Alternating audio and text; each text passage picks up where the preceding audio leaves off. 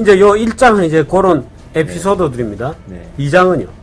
2장은 공급 곡선과 수요 곡선을 중심으로 설명을 하고 1차적인 목표는 이 책을 읽는 분들이 공급 곡선과 수요 곡선을 이해하는 건데요. 제가 학생들을 가르쳐 보니까 공급 곡선을 제대로 이해하는 게 경제학의 시작이라는 생각이 들었어요. 아, 수요 곡선이 아니고. 네. 수요 곡선은 공급 곡선의 그 거울 이미지 같은 거고. 근데 공급 곡선이 이렇게 우상향하잖아요. 그걸 다 알아요, 학생들이. 왜 올라가니? 그러면 이렇게 얘기하더라고요. 생산자가 가격이 더 비싸지면 더 많이 생산하는 게 이익이니까. 그럼 제가 이렇게 질문해요. 아니, 가격이 똑같아도 더 많이 생산하면 더 이익이지. 곱하기를 해봐라. 아이스크림 1,000원일 때 100개 생산하는 것보다 아이스크림 1,000원일 때 200개 생산하는 게 더 이익이지 않냐. 이렇게 말하면 애들이 이제 거기서 멈추죠. 왜냐하면 중학교 때 사회선생님이 경제학을 전공하지 않으신 분들이 대부분이니까 그냥 공곡선을 우상향 그리면서 직관적으로 가르친 거예요. 근데 사실 경제학 원론을 이해하는 데 있어서 공급곡선이 경제학자들이 말하는 한계 비용 곡선이라는 걸 이해하는 게 굉장히 중요하거든요. 이제 거기서 이제 시장의 잉여나 이런 걸 다 유출을 하니까. 그래서 제가 학생들한테 설명할 때는 공급곡선 설명하기 위해서 사람마다 비용이 다르다라는 걸 설명을 하죠. 그러면서 이제 그 아주 민감한, 우리나라에서 아주 민감한 징병제도 이야기를 합니다. 만약에 우리나라가 징병제도가 아니라 모병제도라면 이제 군대 이제 군인이 되고 싶은 청년들이 줄을 서겠죠. 이제 용산에 있는 국방부 건물 앞에 쭉 줄을 서는 거예요. 이 사람들을 줄을 키순이 아니라 비용순으로 세울 수가 있습니다. 왜냐하면 그러니까 네가 한 달에 받고 싶으면 월급이 얼마냐? 네, 그렇죠. 그 줄을 쭉 세우는 게? 네, 줄을 쭉 세울 수 있죠. 그러면 이제 20만 명의 군인이 필요하다 그러면 그 20만 번째의 청년의 기회를 알면 책정할 수 있겠죠. 기회비용. 네, 기회비용이니까. 그래서 20만 번째 청년이 1년에 군대를 감으로써 잃어버리는 기회가 1년에 2천만 원이다. 그럼 1년에 2천만 원 연봉을 하면 그거보다 기회가 낮은 사람들은 모두 군인이 되는 거죠. 그러면서 이제 학생들한테 설명하면서 제가 유승준 이야기를 합니다. 그럼 유승준은 어디쯤에 줄을 서겠냐? 그럼 유승준 저기 그 줄 밖에 있는 거 아니에요? 그렇죠. 줄 밖에? 네, 줄 밖에 저기 가서 그러니까 끊어진 거 지점 밖에. 막 몇 억짜리가 되겠죠. 그래서 이 얘기를 하면서 제가 학생한테 던지는 질문이 뭐냐면 징병제가 더 싸냐, 모병제가 더 싸냐 이렇게 물어보죠. 학생들이 이제 징병제가 싸다라고 생각하죠. 근데 그거는 이제 정부적인 관점이죠.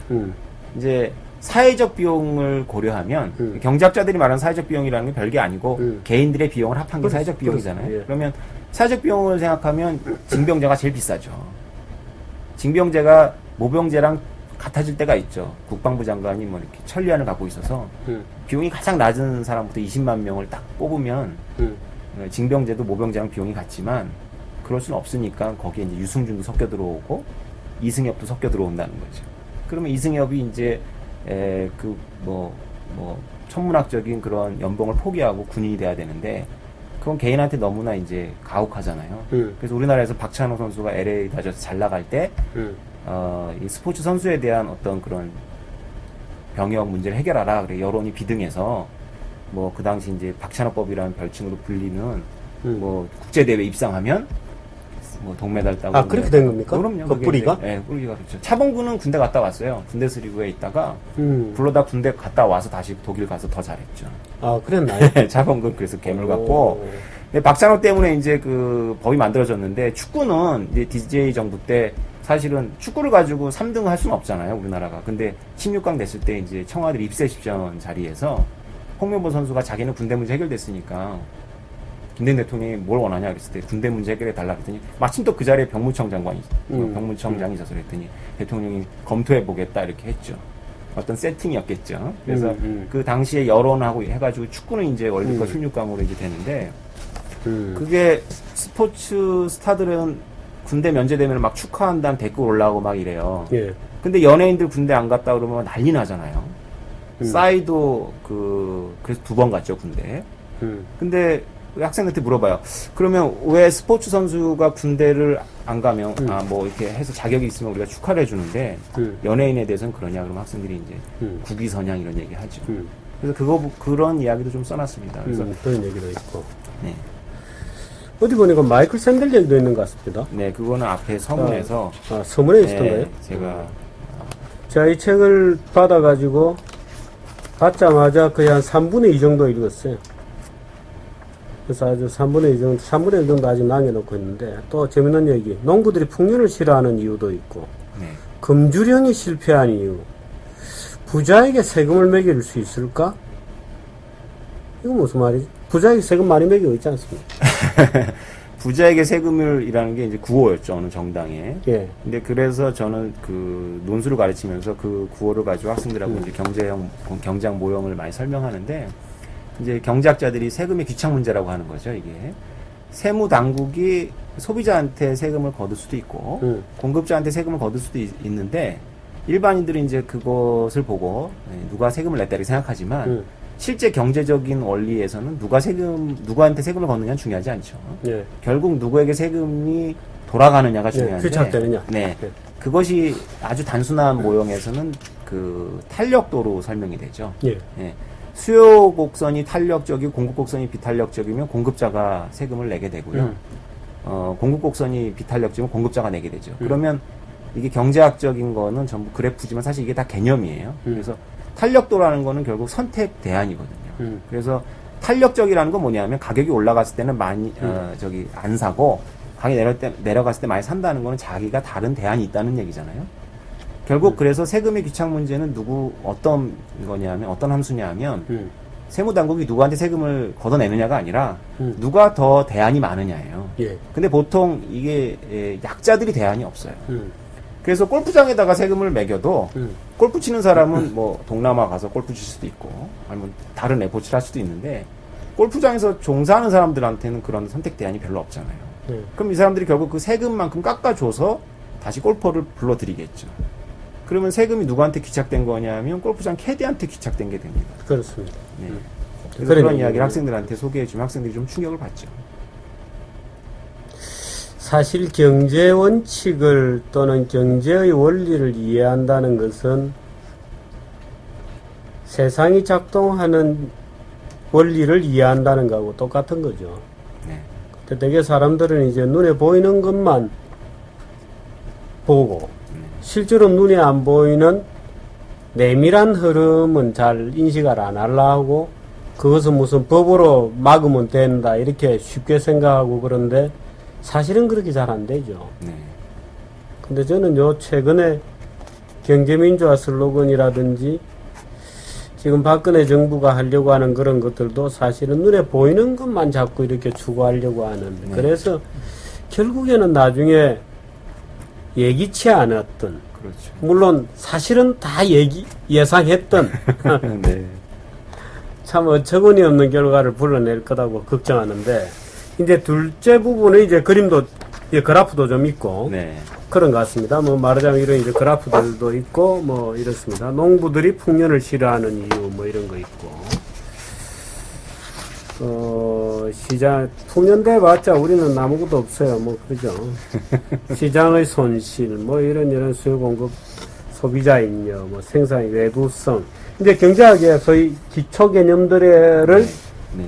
그래프하고 현실 사례를 넣어서 이제 분석한 것들입니다. 네. 분량이 그렇게 많지는 않습니다. 200페이지 정도 됩니다. 210페이지 정도 되는 책이니까 아마 조금 경제에 대해서 기본 상식이 있는 분들은 잡으면 바로 읽을 수 있고 아니면 뭐 조금 들고 다니면서 줄도 쳐보고 뭐 이렇게 보면 뭐 아주 초보자라면 한 일주일 정도면 뭐 왔다 갔다 그죠?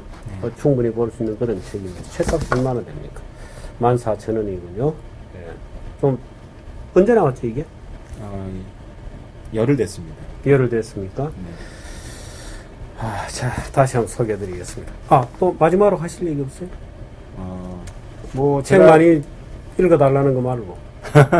제가 또 재밌는 이거 하면서 학생들하고 가장 많이 소통했던 내용이 공정거래, 공정무역에 대한 얘기예요. 페어 트레이드. 네네네. 그래서 그 얘기 잠깐 하고 이제 마무리했으면 좋겠는데 제가 대학생들하고 같이 중국에 산업시찰을 간 적이 있습니다. 예. 렌토로 따라갔었는데 예.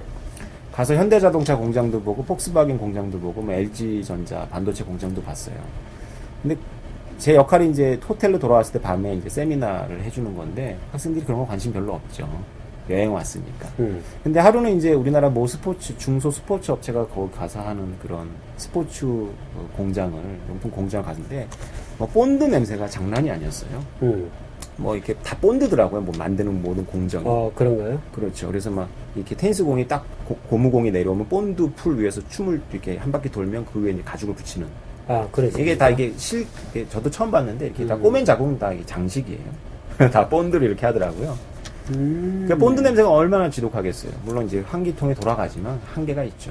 그날 세미나를 하려고 이제 호텔을 돌아왔는데 학생들이 전부 막 흥분을 한 거예요. 이제 학생들이 한국 기업이 이 외국에 와서 이제 이런 폭리를 취하고 패덕한 경영을 한다고 이제 다 흥분을 했죠. 제가 그걸 가만히 보면서 여러 가지 생각이 교차하더라고요. 이 학생들이 명문대학의 경영경제 산업공학 학생들이에요. 뭐 인문학하는 학생들이 아니란 말이죠. 근데 이 학생들이 아까 시장에 말씀하신 것처럼 원인과 결과를 혼동하고 있는 거죠. 제가 그 현대 자동차 공장 갔을 때 학생들이 보는 앞에서 그 가이드한테 물어봤어요. 거기도 페인트 냄새가 나야 되는데 안 나더라고요. 천장도 높고 막 시설이 장난이 아니잖아요. 그 가이드가 중국 사람이었는데 한국말을 잘해요. 영어도 한다 그러더라고요. 현대 직원 되려고 한국말까지 하는 거예요. 근데 물어봤어요. 여기 공장에 있는 이 노동자들은 이 지역 사람들이 일반인들이냐 그랬더니만 그 가이드가 그러는 거예요. 아주 좀 낮은 소리로다가 이게 다 유력한 분들한테 소개받은 사람이거나 공산당 그렇죠. 당간부 아니면 또 네. 취직 못 시키죠. 그 얘기를 그 학생이 다 들었어요. 근데 이제 그 스포츠 용품 회사 가갖고 이제 학생이 흥분한 거죠. 그래서 제가 그런 얘기를 했어요. 만약 여기다 환기통 시설을 잘 해놓으면 사장이 착한 마음 가지고 이렇게 할 수 있죠. 해놓으면 거기에 고용되고 싶은 사람이 늘어나겠죠. 고용되고 싶은 사람이 늘어나면 수요가 늘지 않은 상태이기 때문에 늘어난 상태에서 사장은 어쩔 수 없이 더 많은 기회를 갖고 있는 사람을 뽑고 그게 바로 그 자동차 공장이나 아무나 취업할 수 없는 비밀이다 라는 거죠. 그래서 아까 시장이 말씀하시길래 경제 현상은 이렇게 겉에서 보는 것과 실제 그 내부 원리를 가지고 이해하는 것과는 좀 많이 다르죠. 그런 소통을 했던 기억이 납니다. 촘스키라고 하는 이상한 인간이 미국에 있잖아요. 어느 학자로서는 위대한 그렇죠. 학자인지 모르겠어도 사회학에 갑자기 어느 날부터 발언하기 시작해서 아주 미국의 좌익의 원조나 대스승인 것처럼 이제 하고 있는데 꼭 모르겠어요. 우리나라로 따지면 박원순 비슷하다거나 할까 뭐 그런 정도인데 이 촘스키가 이제 방글라데시 아동노동을 두탄하기 시작해서 기어이 이제 방글라데시 나이키 공장 문을 다 닫았지 않습니까? 그 나이키 공장이란 그 아동노동 그 심각한 물론 아동노동이라는 것은 너무 잔혹하고 커나가는 아이들에게 참 딱한 일이죠. 누구나 그 장면을 보면 뭐 가슴이 울렁거리게 되고 그래서 이제 나이키 공장 다 없어지고 미국에서 법 만들어서 그거 못하게 했으니까 그리고 몇 년이 지나서 그 지역에 다시 이제 의회에서 조사를 나가니까 그 나이키 공장에서 하던 그 일하던 애들이 다 뭐하냐 그 이제 소녀 매춘하고 예? 그 남자애들은 뭐하냐 그 삐끼 이런 거 하고 뭐 깡패 밑에 건달 깡패 뭐 새끼 깡패 이런 거 하고 이러더라는 거 아니에요?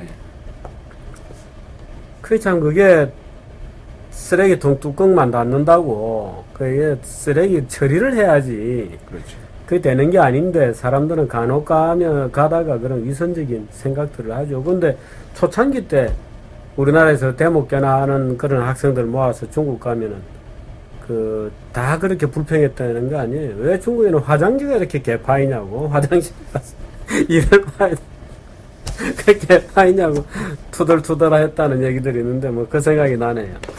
자, 오늘 우리 오태민 선생님 모시고 경제학적 상상력. 경제학적 상상력이라는 것은 폴 헤인이 쓴 어디 책 제목과 비슷한 것 같습니다. 네, 경제학적 사고방식. 그 사고방식인가요? 네. 그렇군요. 경제학적 사고방식이라는 폴 헤인 교수가 쓴 책이 있는데 조금 그런 뉘앙스가 있군요. 경제학적 상상력. 여러 가지 다양하고 재미있는 현실 속에서 아주 재밌는 에피소드들을 끌어다가 쓴 거기 때문에 여러분들도 교양으로 한 번씩은 읽어보면 또 이 사례 외에도 굉장히 사례들이 많습니다. 예를 들어서 여러 가지 공직 요즘 일어나는 일도 그렇고 정당들의 태도라든지 또는 아까 복지 문제 이런 것도 사실은 왜 그런 복지 선택을 안 하는지 푸딩 또는 왜 비싼 푸딩을 n분의 1로 할 때 먹느냐 시키느냐 복지도 비슷한 논리거든요. 그래서 그 보편적 복지라는 얼토당토하는 주장들이 나오게 되는 거고 하는 그런 것인데, 여러분도 한번 읽어보고 재미있는 머리를 한번 이렇게 회전하는 그런 시간을 가지시기 바랍니다. 고맙습니다. 좋은 책 내주셔서 많이 팔았으면 좋겠고. 감사합니다. 예, 고맙습니다. 네, 감사합니다. 예.